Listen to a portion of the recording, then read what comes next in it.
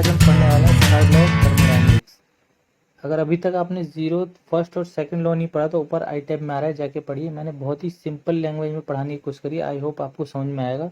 तो स्टूडेंट, जैसा कि आपको पता है, मेरी हमेशा से यही कोशिश रहती है कि मैं आपको बहुत ही सिंपल और ईजी लैंग्वेज में पढ़ाऊँ, जिससे आपके कॉन्सेप्ट ईजिली क्लियर हो जाए। तो चलिए शुरू करते हैं आज का ये वीडियो। स्टूडेंट्स, आज के वीडियो में हम पढ़ने वाले हैं third law of thermodynamics. Students, third law of thermodynamics पढ़ने से पहले मैं आपको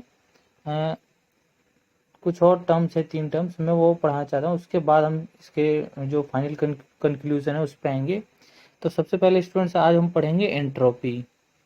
उसके बाद हम पढ़ेंगे एब्सोल्यूट जीरो टेम्परेचर। उसके बाद हम पढ़ेंगे परफेक्ट क्रिस्टल। तो चलिए स्टूडेंट, सबसे पहले हम पढ़ते हैं कि एंट्रोपी क्या होता है। तो स्टूडेंट्स, एंट्रोपी एंट्रोपी का मतलब क्या है स्टूडेंट, ये जरा समझने की कोशिश करिए। एंट्रोपी का मतलब हमने यहाँ पे लिख रखा है measurement of degree of disorder. मतलब हम यहाँ पे हम मेजर करेंगे जो हमारी डिग्री ऑफ डिसऑर्डर है किसी भी मॉलिक्यूल का, वो कितना है। इसको एक एग्जांपल से समझने की कोशिश करिए। मान लीजिए हमारे पास एक बीकर है, उसमें हमारे पास कोई वाटर पर है हमारे पास। तो स्टूडेंट्स, जो हमारे यहाँ वाटर पड़ा हुआ है, इसमें स्टूडेंट्स हमारी जो मॉलिक्यूल्स हैं, जो उसका कुछ मूवमेंट होता है स्टूडेंट्स, आपको पता ही है। उनकी कुछ इंटरनल एनर्जी होती है जिसकी वजह से वो अपनी जगह पे मूवमेंट करते रहते हैं। तो स्टूडेंट्स, ये जो हमारा वाटर है स्टूडेंट्स, इसका जो मूवमेंट होगा वो सिर्फ इसी एरिया में होगा, इतनी ही एरिया में, इससे ज़्यादा नहीं होगा। स्टूडेंट्स, जब हम इसको इसी लिक्विड को हम एक हीट देंगे तो स्टूडेंट्स ये वेपर में कन्वर्ट हो जाएगा। तो स्टूडेंट्स, जो हमारी मूवमेंट ऑफ पार्टिकल स्टूडेंट्स, वो क्या हो जाएगा, हमारा बढ़ जाएगा, वो और ज़्यादा तेज़ी से मूवमेंट करने लगेगा। तो स्टूडेंट्स, जो हमारा डिग्री ऑफ डिसऑर्डर था वो स्टूडेंट्स इस केस में हमारा क्या था, लो था।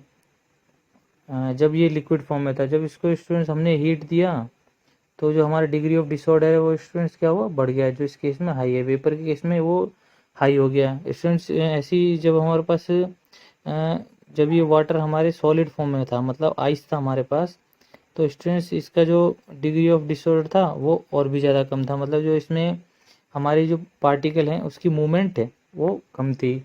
तो स्टूडेंट्स, इसे कहेंगे हम एंट्रोपी। एंट्रोपी मतलब स्टूडेंट्स, इसको इस तरह समझने की कोशिश करिए कि एंट्रोपी का मतलब है जो हमारी पार्टिकल है उसकी डिग्री ऑफ डिसऑर्डर, उसको मेज़र करना कि कितना ज़्यादा अपनी जगह पे मूव कर रहा है, उसकी मूवमेंट क्या है। जब वो वेपर में कन्वर्ट होगा तो उसकी मूवमेंट और ज़्यादा बढ़ जाएगी, जब वो आइस में रहेगा तो उसकी जो मूवमेंट है वो कम रहेगी। तो स्टूडेंट, इसको कहेंगे हम एंट्रोपी।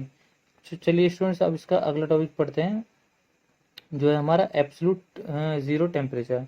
तो एब्सोल्यूट ज़ीरो टेम्परेचर क्या होता है स्टूडेंट्स, एक टेम्परेचर होता है हमारा students zero temperature, 0 degree Celsius, जहाँ पे स्टूडेंट्स हमारा जो आइस जमना स्टार्ट हो जाती है, आइस जम जाती है हमारी 0 डिग्री टेम्परेचर पे स्टूडेंट्स। तो स्टूडेंट्स, जो हमारा मूवमेंट ऑफ पार्टिकल का जो हमारा मूवमेंट है स्टूडेंट्स, वो 0 डिग्री सेल्सियस पे हमारा क्या होता है, कम होता है, मिनिमम होता है बहुत।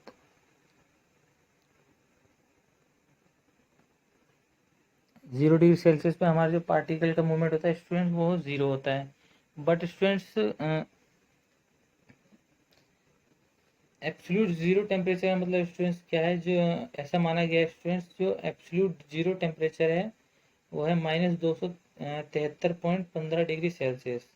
तो स्टूडेंट्स, -273.15 डिग्री सेल्सियस पे जो ऐसा माना गया है स्टूडेंट, जो हमारी जो मूवमेंट ऑफ पार्टिकल है हमारी वो 0 होती है। ऐसा होता नहीं है, मतलब इनकी कुछ ना कुछ तो अभी भी यहाँ पे कुछ ना कुछ जो इनकी मूवमेंट है वो रहती है, पर हम इसको 0 मान लेते हैं स्टूडेंट्स। तो इसको कहते हैं students absolute zero temperature. Absolute zero temperature मतलब जो मूवमेंट ऑफ पार्टिकल है, जो एंट्रोपी है वो हमारी 0 है स्टूडेंट्स। इसका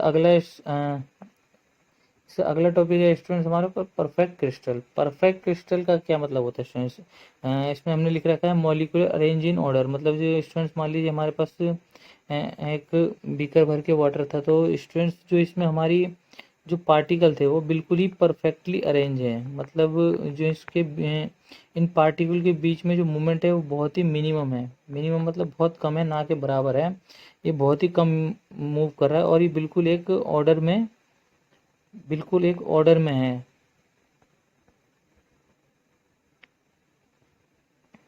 बिल्कुल एक ऑर्डर में है।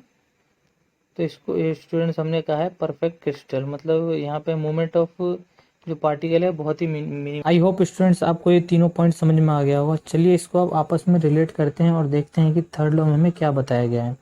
स्टूडेंट थर्ड लॉ में कहा गया है कि यदि अगर हम किसी परफेक्ट क्रिस्टल को -273.15 डिग्री सेल्सियस मतलब एब्सोलूट ज़ीरो टेम्परेचर में रखते हैं तो उसका एंट्रोपी होगा वो उसको हम ज़ीरो मान लेंगे। स्टूडेंट्स इसको थोड़ा डीपली समझने की कोशिश करिए।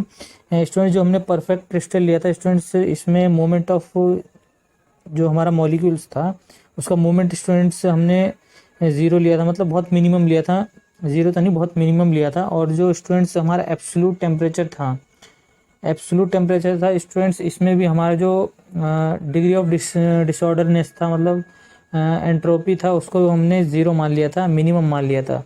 तो स्टूडेंट्स जब किसी परफेक्ट क्रिस्टल जिसमें मूवमेंट ऑफ मॉलिक्यूल बहुत ही मिनिमम है, उसको हम एक एब्सोलूट टेम्परेचर में रखेंगे जहाँ पे उस क्रिस्टल की जो मॉलिक्यूल्स की मूवमेंट है वो और भी कम हो जाएगी। तो स्टूडेंट्स हम इस केस में, इस कंडीशन में उस क्रिस्टल को, उस पार्टिकल की जो एंट्रोपी होगी उसको स्टूडेंट्स हम ज़ीरो मान लेंगे। तो स्टूडेंट थर्ड लॉ में हमें यही बताने की कोशिश की है। आई होप स्टूडेंट्स आपको ये थर्ड लॉ ऑफ थर्मोडायनेमिक्स समझ में आ गया होगा। अगर अभी भी कोई डाउट है स्टूडेंट तो मेरे को कमेंट करिए। अगली वीडियो में आपको और भी अच्छे तरीके से बताने की कोशिश करूँगा। और स्टूडेंट्स हमारे वीडियो को लाइक शेयर करिए और हमारे चैनल को सब्सक्राइब करिए ऐसे ही नई नई वीडियो के लिए। Thank you.